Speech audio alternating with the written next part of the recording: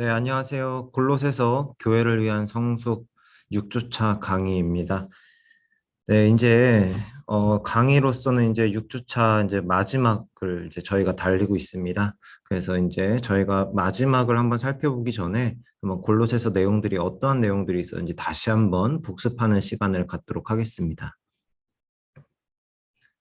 네, 골로새서는 기본적으로 사도 바울이 골로새 교회를 향하여 쓴 편지라고 우리는 이렇게 배웠죠.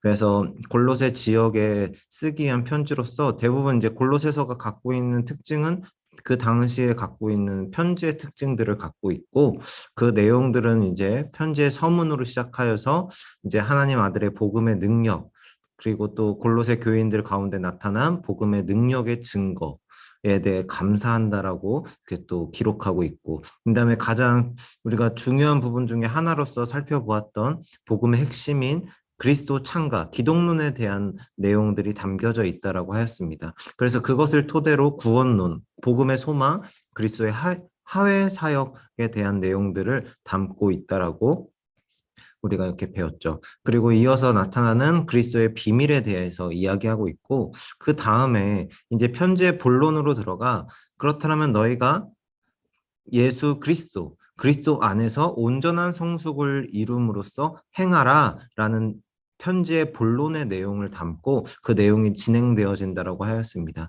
그러면서 사도 바울이 이러한 내용들을 이야기해야 되는 그 이유인 바로 그 거짓 교사들에 대한 경고에 대해서 이야기하면서 거짓 교사들이 이야기하는 것으로서는 영적인 충만함 그리고 영적인 온전함을 너희가 이룰 수 없다라고 이야기하면서 그들이 이야기하는 것들이 잘못되었고 그리고 그들이 하는 약속들은 공허한 약속에 불과하다라고 사도 바울은 경고하고 이야기하였습니다. 그러면서 이어서 이야기하면서 이제 사도 바울은 그리스도를 중심으로 하는 삶, 곧 위의 것을 생각하는 곧 그것이 무엇이다? 옛사람의 행위를 벗어버리고 새 사람을 입는 행위에 너희가 그 그리스도를 중심으로 하는 삶을 살아야 한다라고 이야기합니다. 그러면서 이것이 이제 확장되어지죠. 단순히 개인적으로서 내가 옛사람과 그 행위를 벗어버리는 것으로 끝나는 것이 아니라 모든 인간 관계 속에서 부모와 자식, 그다음에 남편과 아내, 그다음에 주인과 종 이러한 여러 가지 관계들을 통하여서 그 안에서 오직 주로서 그 안에서 계신 그리스도를 나타내고 그 예수 그리스도를 중심으로 하는 삶이 어떠한 삶인지에 대해서 이제 사도 바울은 기록하고 있습니다. 그래서 오늘 우리가 이제 살펴볼 부분은 이제 그 편지의 막바지 이제 마지막 부분이죠. 그래서 특별히 편지의 본론에 해당하는 기도 권면과 그리스도의 증인이라는 이 파트와 마지막에 이제 마무리 인사하는 부분을 오늘 6주차 강의에 살펴보도록 하겠습니다.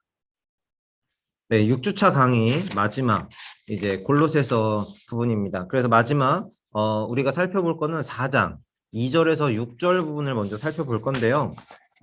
편지를 아까도 우리가 살펴봤지만 편지의 본론을 특별히 세 부분으로 나눈다라면은 이렇게 볼 수 있습니다. 첫 번째 부분은 당시에 골로새 교회를 위협하고 있었던 거짓 교사들에 대한 비판. 그리고 왜 이 비판을 왜 하였냐면은 이들의 그런 주장들이 그 그리스도를 믿고 구원을 받는 그러니까 구원에 대한 그런 문제를 위협하고 있었기 때문이죠. 그렇기 때문에 거짓 교사들이 이야기하는 저런 말도 안 되는 것에 너희가 집중하지 말고 그것을 신경 쓰지도 말고 무엇에 오직 구원은 그리스도의 절대적인 역할이 이것이다. 그리고 그것을 통해서 너희들이 구원을 받은 존재이다라는 거에 있어서 초점을 맞추면서 편지의 본론을 처음 시작하고 있다라는 것입니다. 그리고 그 두 번째는 그렇기 때문에 너희들이 그리스도인으로서 이렇게 살아가야 된다라는 것에 대한 권면을 시작하고 있죠. 그래서 이 부분을 좀 살펴보면은 그리스도인의 공동체 내부에 좀 초점을 맞추고 있다라고 볼 수 있습니다. 그리고 이제 오늘 우리가 살펴볼 편지 본론의 세 번째 부분입니다. 편지 본론 세 번째 부분은 이제 사도 바울이 이제 하는 전도 사역에 대하여 또 그 전도 사역과 공동체가 갖는 관계에 대해서 집중하고 있고 또 지금까지는 그리스도인의 공동체 내부 그들의 공동체 안에서의 모습에 대해 초점을 맞추고 있었다라면은 그렇다면 너희들이 세상 가운데에서 그 너희들의 공동체 외부에서는 너희들이 어떠한 모습을 드러내야 되는지에 대해서 오늘 살펴볼 편지 본론의 세 번째 부분에 초점을 맞추고 있다는 것을 아시면 좋을 것 같습니다. 그래서 4장 2절부터 6절의 말씀을 우리가 살펴볼 텐데요. 이제 2절 말씀에 기도를 계속하고 기도에 감사함으로 깨어 있으라고 이야기하고 있습니다. 사도 바울이 기도를 계속해달라고 요청하는 것이죠. 어떠한 분의 요청하냐? 우리가 아까 살펴봤듯이 사도 바울은 전도 사역과 공동체가 갖는 그런 관계에 집중하면서 자신의 전도 사역을 위해 기도해 달라고 부탁하고 있습니다. 그러면서 이제 이야기하죠. 3절에 우리를 위하여 기도해 달라. 우리를 위하여 기도하되 하나님이 전도할 문을 우리에게 열어 주셔서 3절에 그리스도의 비밀을 말하게 하시기를 구하라. 그러니까 그리스도의 비밀을 말하는 것에 있어서 내가 이 놀라운 이 비밀을 전파하는 데 있어서 여러분들이 나를 위해서 기도해 주십시오라고 이야기하고 있는 것입니다. 왜냐하면은 사도 바울이 이야기하죠. 내가 이 일 때문에 매임을 당하였노라라고 이야기합니다. 내가 왜 이렇게 감옥에 갇혀 있고 내가 왜 이렇게 고생하고 고난을 당하고 있는가? 이것은 바로 내가 그리스도의 비밀을 말하기 위함이다라고 이야기하죠. 그래서 4절에 그리하면 내가 마땅히 할 말로써 이 비밀을 나타내리라라고 이야기합니다. 그러면서 사도 바울은 자신의 사역을 위해서 이제 기도를 요청하고 있다라는 것이죠. 그러면서 이어서 이제 또 권면을 합니다. 어떠한 권면을 하냐면은 이제 지금까지 그리스도인의 공동체 내부에서 우리가 어떻게 행해야 하는지에 대해서 살펴보았다면은 이제는 여러분들이 그리스도인으로서 그리스도인 공동체로서 외부에 어떻게 행동을 해야 하는지에 있어서 이렇게 행하십시오라고 이야기하죠. 그러면서 특별히 이제 소금으로 맛을 냄과 같이라는 표현을 사용합니다. 우리가 소금이라는 표현을 기독교 안에서 굉장히 많이 사용하죠. 그래서 우리 예수님께서도 소금이 그 맛을 잃으면은 쓸모가 없다라고 이야기하셨던 것처럼 소금이라는 단어를 사용하면서 그리스도인의 역할을 이렇게 이야기하고 있다라는 것입니다. 그래서 이 부분은 제가 메시지 성경 이제 번역본을 가지고 한번 말을 할 텐데요. 이 부분이 번역이 참 잘 돼 있기 때문에 이 부분을 가지고 여러분들과 함께 나눠보도록 하겠습니다. 메시지 성경 골로새서 4장 5절에서 6절은 이렇게 이야기합니다. 교회 밖에 사람들 가운데서 일하며 살아갈 때는 어떻게 지혜롭게 행하십시오. 그리고 또 좋은 기회를 놓치지 마십시오. 모든 기회를 선용하십시오. 그리고 말할 때에는 은혜가 넘치게 하십시오. 대화할 때는 다른 사람을 깎아내리거나 제치는 것이 아니라 그들에게서 가장 좋은 점을 이끌어내는 것을 목표로 삼으십시오라고 이렇게 번역을 했습니다. 그래서 교회 밖의 사람들 가운데서 일하며 살아갈 때에 그리스도인으로서 어떻게 살아가야 되는지, 어떠한 모습을 드러내면서 살아가야 되는지에 있어서 정확하게 사도 바울은 이렇게 권면하고 이야기하고 있다라는 것이죠. 그러면서 이제 편지의 본론인 이제 모든 내용들을 이제 마치게 됩니다. 그렇다면 이제 편지의 마지막 부분은 어떠한 내용을 담고 있죠? 이제 편지의 마지막 부분은 이제 문안하는 내용, 이제 마지막 인사를 하는 내용들이 담겨져 있죠. 이제 똑같이 골로새서 역시 편지의 형식으로 쓰여졌기 때문에 이제 그 마지막 부분에는 이제 문안하는 내용들이 담겨져 있습니다. 그렇다면 이제 우리가 마지막 이제 4장 7절에서 18절의 내용을 이제 본격적으로 또 한번 살펴보도록 하겠습니다.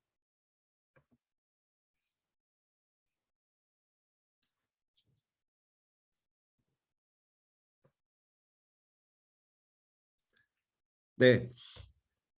4장 7절에서 18절의 말씀, 이제 문안하는 내용들이 나옵니다. 이 문안하는 내용을 좀 다섯 가지 부분으로서 좀 나눠서 살펴보자면은 첫 번째 이제 골로새 교회의 편지를 들고 가는 사람들에 대해서 언급을 하죠. 그래서 7절과 9절 말씀에 이런 내용들이 나오고 또 1년의 인사말 10절에서 15절 말씀에 이제 인사말이 나옵니다. 그리고 이제 좀 독특한 것인데 골로새와 이웃 도시인 라오디게아 지역 가운데 이 편지를 돌려보라는 요청을 담고 있죠. 그리고 이제 아키뽀에게 주는 겉면이 이제 살짝 나오고, 네, 마지막으로 다시 한번 사도 바울의 기도 요청과 또한 이제 사도 바울의 그 서신의 시그니처라고 할 수 있죠. 이제 은혜의 기원이 붙어 있는 편지의 마지막 서명을 담으면서 이제 골로새서의 편지를 이제 마무리합니다. 특별히 16절의 이 부분은 여러분들이 이 밑에 있는 지도를 한번 살펴보시면은 좀 이해가 되실 텐데요. 이제 사도 바울이 이제 16절 말씀에 이렇게 이야기합니다. 이 편지를 너희에게서 읽은 후에 라오디게아인 교회에서도 읽게 하고 또 라오디게아로부터 오는 편지를 너희도 읽으라라고 이야기하죠. 그러니까 아마 이것을 봤을 때 사도 바울이 이제 라오디게아 쪽에도 편지를 썼던 것 같고 또 이제 골로새 교회에 썼던 이 편지들을 서로 교회들이 서로 돌려보았다. 그것을 보면서 서로 권면하고 서로를 위해서 기도하고 이 편지를 통하여서 서로의 신앙을 세워나갔다라는 것을 우리는 알 수 있죠. 그래서 이것이 가능했던 것은 이제 살펴보면은 라오디게아와 골로새 지역이 굉장히 가깝게 붙어 있습니다. 그래서 이러한 가까운 지리적 요인으로 인해서 편지를 이렇게 같이 돌려볼 수 있었다라는 거 여러분들이 참고해 두시면 좋을 것 같습니다. 이제 7절에서 17절에 이제 문안하는 내용 가운데 이제 사도 바울이 문안하고 또한 골로새 교인들에게 이야기하는 인물들이 나오는데 바울의 사람들에 대해서 이제 등장합니다. 그래서 이제 살펴보면 두기고, 오네시모, 아리스다고, 마가, 예수.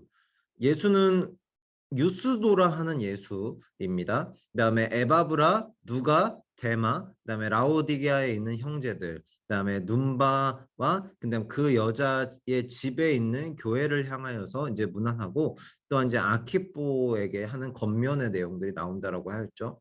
그래서 이제 우리가 한 명 한 명씩 한번 인물들을 살펴보면 이제 두기고라는 인물은 이제 사랑받는 형제요, 이제 신실한 일꾼이요, 또 주 안에서 함께 종이 된 자라고 이제 사도 바울이 이야기합니다. 그래서 아마 우리가 이런 점을 미루어 봤을 때 이제 두기고라는 인물이 사도 바울에게 있어서 굉장히 충실하고 그다음에 굉장히 사도 바울의 사역을 옆에서 많이 잘 도와줬던 인물이라는 것을 우리는 알 수 있죠. 그다음에 또 이와 더불어서 이제 오네시모라는 인물에 대해서 이야기하는데 오네시모라는 이름을 여러분들이 내가 어디서 들어봤는데라는 생각이 드신다라면은 여러분이 어디서 들어봤을까요? 바로 빌레몬서에서 들어보셨을 것입니다. 오네시모는 어떠한 인물입니까? 이제 원래는 노예였죠. 빌레몬이란 사람의 밑에서 일을 하고 있던 노예였는데 이제 이 사람이 도망을 칩니다. 도망을 치면서 이제 잡히게 되고 다시금 감옥에 갇혀서 이제 있는 와중에 그 감옥에서 사도 바울을 만나게 되어지고 이제 사도 바울을 만남으로 인해서 회심하게 되고 예수님을 믿게 되고 예수님을 위하여서 헌신하는 일꾼으로서 세워지게 되어지죠. 그래서 초대교회 가운데 굉장히 중요한 이런 일꾼으로서 세워지는데 바로 이 그 오네시모가 바로 여기에 등장하는 오네시모라는 것이죠.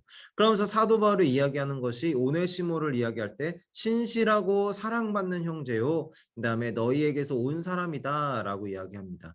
그러면서 이제 이 오네시모가 바로 제가 골로새서를 처음 이야기했을 때에 이제 옥중 서신인 에베소서, 빌립보서, 골로새서, 빌레몬서와 이제 이것들이 여러 가지로 이제 연결되어져 있는 부분들이 있다라고 말씀을 드렸는데 이것이 꼭 내용적인 부분 또 이제 문학적인 이런 부분에서도 연결되는 부분이 있겠지만 이제 그 안에서 등장하는 인물들에 의해서도 연결되어지는 부분이 있는데 바로 이 오네시모가 빌레몬서와 연결이 되어지는 인물이라는 것이죠. 그 다음에 이어서 이제 아리스다고 나와 함께 갇힌 자라고 이야기하고 그 다음에 등장하는 것이 마가에 대해서 이야기하죠. 마가는 여러분들이 알고 있는 사람이 맞습니다. 마가. 이 마가는 이제 바나바의 이제 생제, 이제 조카죠.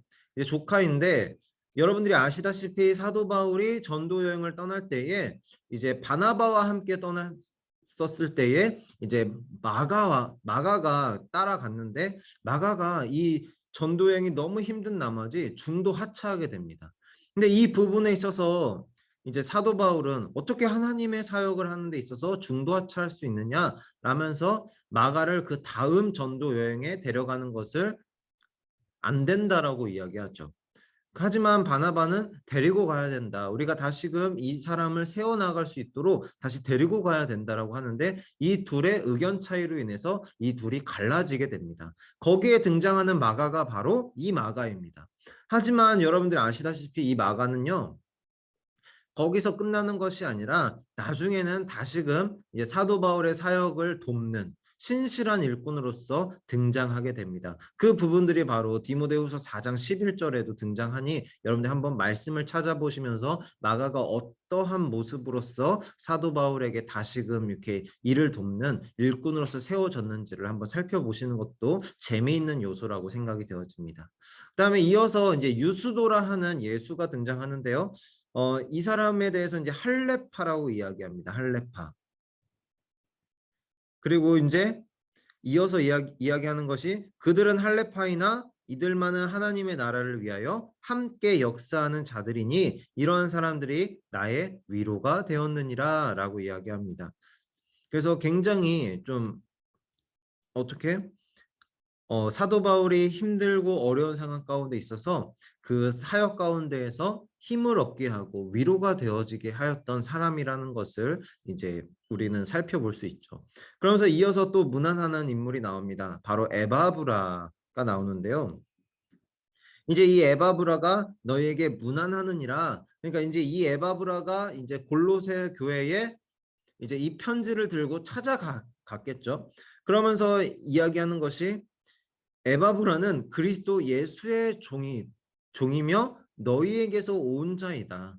그는 항상 너희를 위하여 애써 기도하는 자이고 너희로 하나님의 모든 뜻 가운데 완전하고 확신 있게 서기를 구하는 사람이다 라고 이야기합니다.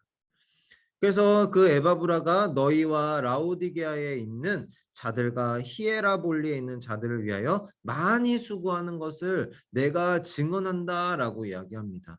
그러니까 이 에바브라가 이제 얼마나 열심히 교회를 섬기고 이들을 위해서 열심히 기도했던 인물이라는 것을 우리는 알 수 있죠.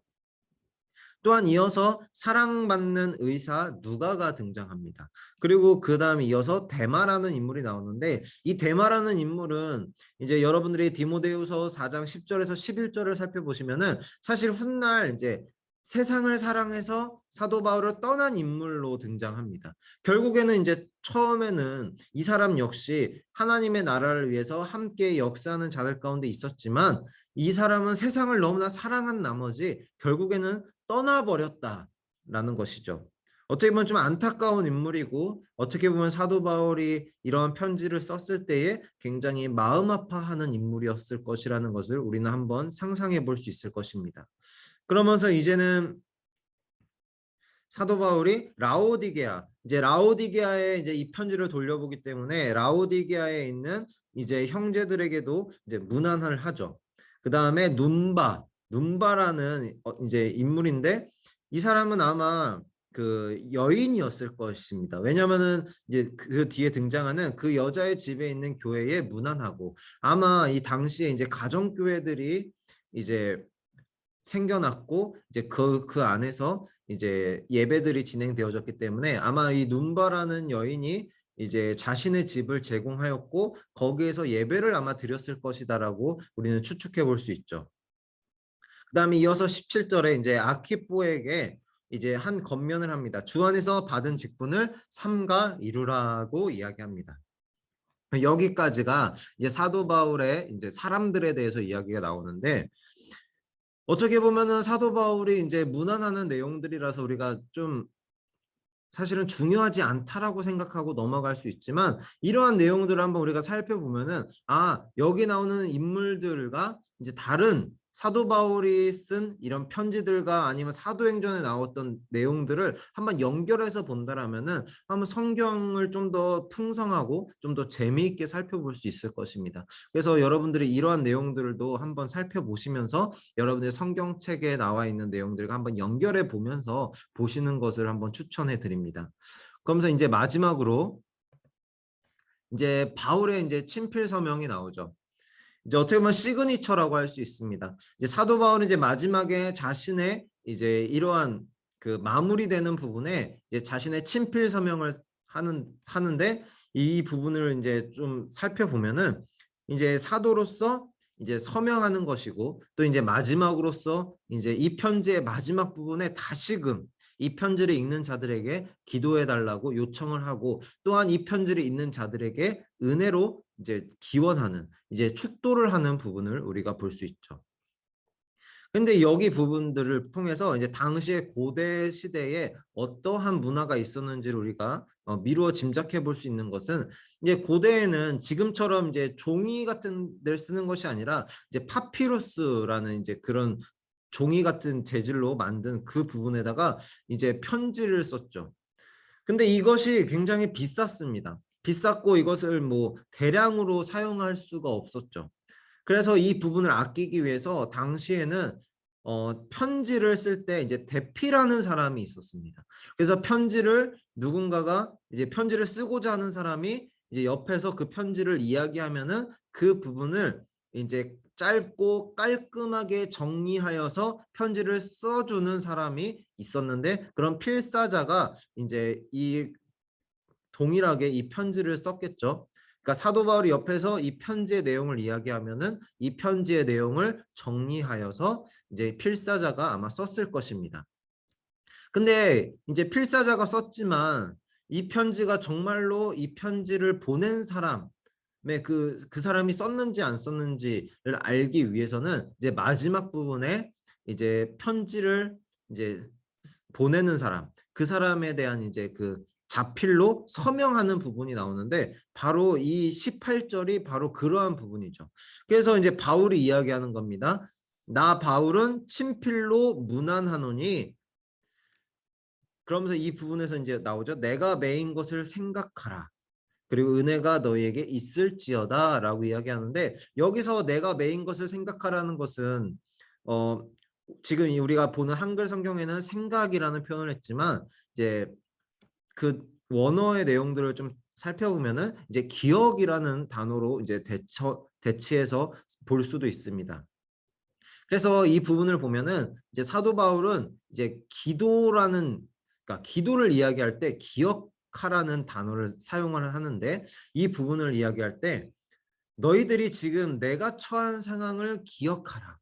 라는 것은 단순히 내가 지금 고생하고 있다. 내가 지금 어려움에 처해 있다. 라는 것을 이야기하는 것이 아니라 지금 내가 그리스도의 비밀을 전하기 위하여 그리스도의 복음을 위하여 이렇게 매여 있는 것을 너희가 기억하고 이것을 위해서 너희들이 기도해 달라라는 뜻을 이제 포함하고 있다라는 것이죠. 그러면서 이 편지를 읽는 독자로 하여금 이제 기도하도록 격려하고 자극하고 기도에 동참할 수 있도록 이야기하고 있다라는 것입니다. 예, 우리가 이제 골로새서 6주차 강의까지 이제 살펴보았습니다.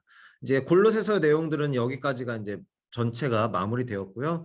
이제 여러분들께서 이제 앞으로 이제 골로새서 내용들을 살펴보시면서 이제 궁금했던 점들도 있을 것이고 이제 이 골로새서 내용들을 통해서 이제 다른 성경과 연결하면서 보면서 아 참으로 이제 사도 바울의 사역에 대해서 좀 더 이해가 되어지고 사도 바울이 이 교회를 향하여서 이 편지를 썼을 때에 어떠한 마음을 갖고 썼는지 이 교회를 위해서 얼마나 간절하고 애틋한 마음을 갖고 편지를 썼는지에 대해서 여러분들 조금 이제 더욱더 이해되시는 그런 시간이 되었을 것이라고 믿습니다. 그래서 여러분들 이 골로새서를 통해서 여러분 우리가 그리스도 안에서 온전한 성숙을 이룰 수 있고, 오직 그리스도 안에서만 온전한 성숙을 이룰 수 있고, 그리고 온전한 성숙을 이룬 자로서 우리가 교회 안에서 또한 교회 밖에서의 삶에서 이제 그 온전한 성숙을 드러내는 삶을 살아야 되는 것에 있어서 이제 이 골로새서가 여러분들에게 신앙적인 큰 도움을 주기를 바라고 저도 기도하겠습니다. 어쨌든 이렇게 6주차 강의까지 들어주셔서 감사합니다.